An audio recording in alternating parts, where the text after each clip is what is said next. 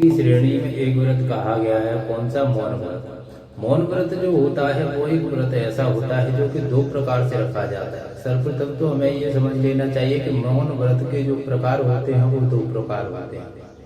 प्रथम, जैसा कि नाम से ही प्रदर्शित है, मौन व्रत, जिसमें कि मौन रहा जाता है और आप मौन रहने के साथ साथ आहार ग्रहण कर सकते हैं, क्योंकि व्रत जो होता है वो मौन का होता है। द्वितीय जो होता है वो ये होता है कि उसमें आप आहार ग्रहण नहीं कर सकते। और दोनों ही मौन व्रतों में ये आवश्यक नहीं है कि आप कुछ न बोलें। मौन व्रत का अर्थ क्या है? मौन व्रत का अर्थ ये है कि आप बोलें, आप बोल सकते हो, किंतु आपकी जिह्वा से जो भी शब्द निकले वो सिर्फ और सिर्फ आपके इष्ट के प्रति हो, अर्थात भगवत भजन ही हो, भगवत चिंतन हो, भगवत स्मरण हो।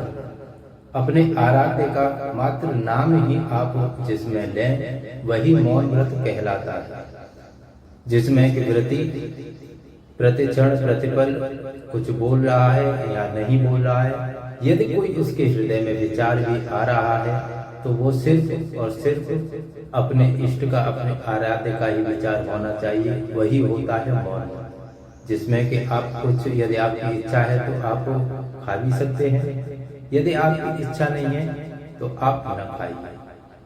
किंतु मौन व्रत का जो वास्तविक अर्थ होता है वो यही होता है कि उसमें ये आवश्यक नहीं है कि आप बोले नहीं। उसमें आवश्यक क्या है? उसमें सिर्फ यही आवश्यक है कि आप बोल सकते हो, किंतु अपने आराध्य का स्मरण, उनका नाम जप ही कर सकते हो।